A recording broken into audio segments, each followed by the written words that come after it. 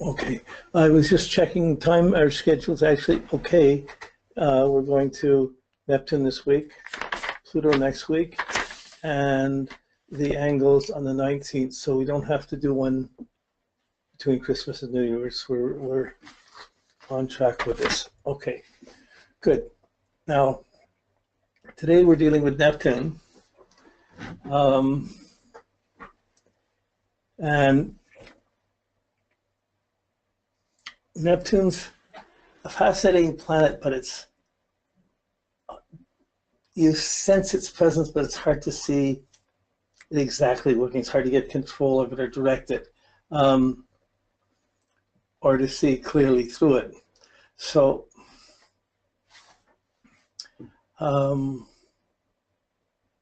you hear a lot of the negative factors about Neptune, but you will with all of the other planets. Neptune, you see delusion, deception, dependencies. There's so many different ways. I like to think of Neptune as the planet of romance and adventure. The dreams we want to go for. The dream of the perfect person for me. You're my soulmate. The dream, the adventure. I want to go to India. I want to go to China. I want to climb Kilimanjaro. I want to just. We all have dreams. What we go out. We all have things that go beyond the norm. Boy, life's just boring in this sense. If only I could have this adventure, this dream, or so it has multifacets of how it works. You'll see. I think some of there's many different symbols for Neptune, but all of them will have the three prongs on the top. Sometimes it'll be like a trident with three prongs with an X on the bottom. I tend to use it like an underwater plant, three prongs, like leaves, and the bottom on the root or the fruit underneath.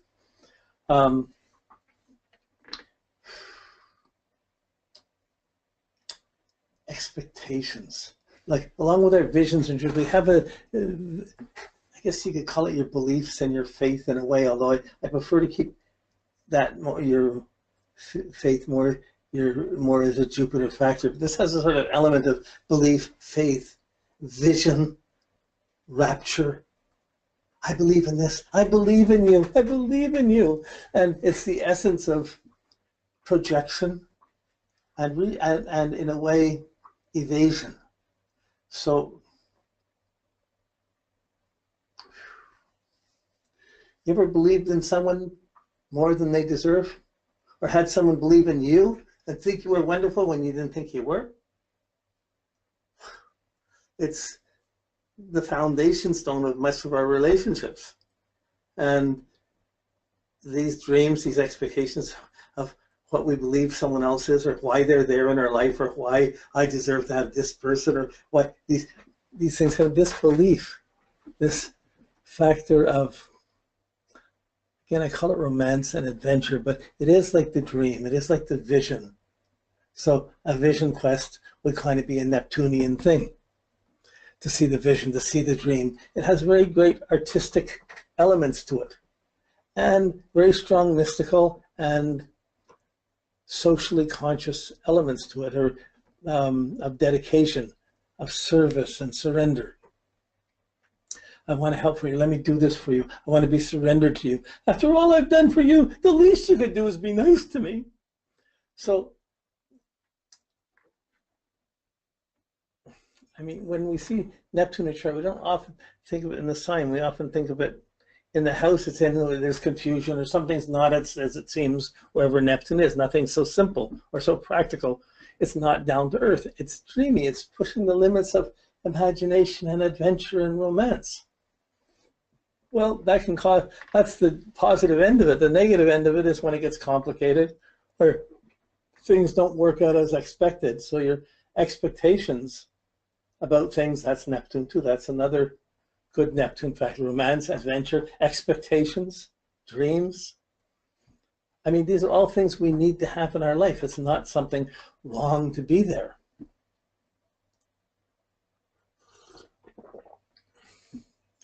But one person's beliefs Or one person's expectation can be another person's prison. Or guilt. So guilt and sorrow come from not living up to expectations. Blame, passing on guilt, moral judgments about what's right and wrong. These are all part of the messianic visionary nature of Neptune. So in one way, you want the vision, the dream, you want to be the savior wherever Neptune is. And the other way, usually we can't live up to the dream or the expectations. Or when we put our projections on someone else, you're the person in my life, you'll save me. If you're with me, anything is possible. You'll take care of me. Whoa, that's just as equal source of expectation and letdown. So the expectation tends to cultivate dependencies, codependencies. And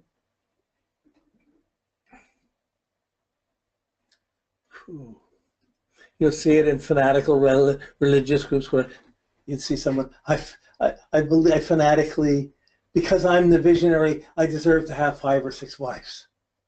Or everybody has to be dedicated, or we have to fight the cause. Whenever you try and leave a group, if you're part of a group and you're following a common cause, and you believe that you all believe in, whenever you pull away and decide I don't want it anymore, everyone's going to blame you or say, how come you're leaving? What's wrong with you?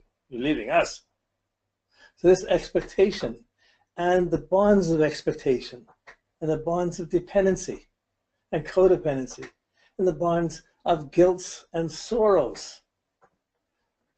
Simple little things, but huge, insidious complexes can come from Neptune. When we see Neptune in the sign, like Uranus, Uranus causes instability or shock in the sign that it's in. Neptune has the sense of causing confusion or expectation. So when Neptune went through Virgo, it was the depression, and people would eat anything, work at anything, and had great expectations or had no expectations of working. It was really a depressed era. When Neptune went into Libra, it was the Second World War, and it was the beginning of the building up of the air elements, the planes, and it was in one way the visualization of how to fight by air rather than so much by land, but in another way it went into Libra. So at the end of the war, everybody wanted to have the dream marriage. Oh, anything's better than war. You're the perfect person for me. So the Neptune in Libra has the dreamy, idealized relationships that one believes in, far better than war, but it's known for the divorce generation because people don't live up to the expectations. So Neptune in Libra is kind of confused relationships, or one-sided, or fanatical, or guilt-ridden. Neptune in Scorpio was 56, beginning of rock and roll, Elvis Presley, up to the splitting up of the Beatles to 70. This was more, the Neptune in Sag was more the sex and drugs and rock and roll are enough to satisfy my soul. So the fantasies went into the deep Scorpio energies, became more obsessive, dependent, confused, and often drug related. So dependencies include, when I say the expectations build dependencies, so does it. Neptune becomes not only the expectations, but the escape valve. I can't deal with it, I'm going to escape from this. It can be very escape-oriented, very evasive. So in escaping, we're trying to, how to get rid of guilt, how to get rid of sorrow, how do you solve a heartache? You know, break my arm, break my leg, shoot me, kill me, just don't break my heart.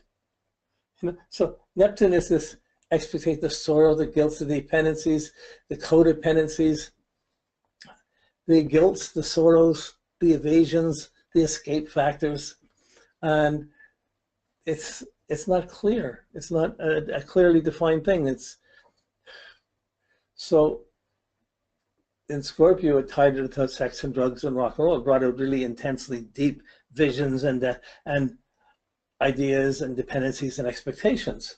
And really, it was the Scorpio affecting the Neptune. But we'll see it in the world as a generation that has Neptune and Sag, has the fanatical religious, or these are the ones who grew up with the World Wide Web, and the sense of, I believe the world, this whole world is going to run like this. Not everybody believes that or wants to even go along with that. Neptune went into Capricorn, you had the confusion over politics and over government and over, it was like,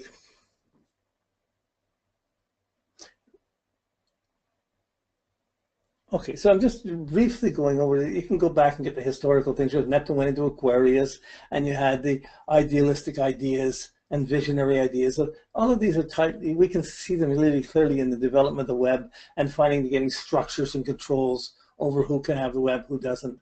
And then as it went into Neptune, into Pisces, where it is now, it has the expectations around beliefs and faiths, all the different faiths and beliefs of what's right and what's wrong. And all the drugs and dependencies and addictions that have come in over the years. And the mixed cultures, the immigrations, all of these things, these mass movements of things, these are Neptunian factors. So I'm just rambling around issues with Neptune. Because when we want to see it in our chart, we want to see how we make that piece of our generation, how we believe in our piece of our generation. You know, so I'm in the Neptune and Libra generation. So after following a lot, 3 marriages, 3 divorces, some of the enchantment has finally calmed down a little bit. But it's whenever you pump yourself up to think something's worse than it is, or something bigger than it is, something's better than it is, we're looking at rose-tinted glasses, or we're believing in something, we're not looking clearly, we're putting a belief or a vision on something, or an expectation on something. That's Neptune. And there's always an undercurrent. You know, the expectations are of a tall order. I expect my kid to play hockey, or I expect my kid to be the best dancer, or I expect them to, on a simple level, how do we live up to expectations? How do we put out expectations? What expectations do we put out? What comes back? What expectations do others have of us? Where do we fit in? Where don't we can believe we fit in somewhere, and then we can get hurt because we get picked on and we don't believe it. We aren't believed in. So many of the social factors that go wrong, like bullies at school or drugs at school, these are all social factors that come in and can impair and impede our life, and we can become victims of things. Alcohol, drugs, sugar, coffee. Even so, on the negative side, it's the addictions of it. On the other side, would include racism and stuff like this. Would be a Neptunian factor, a belief. If you can't, I mean, so many different ways to interpret things, to assess things, to get an overview. As soon as you get this overview where you believe the world is, boy, it means that Saturn should obviously be working within our view of what the world is. But really, the view of what we believe the world is Neptune. That's the vision.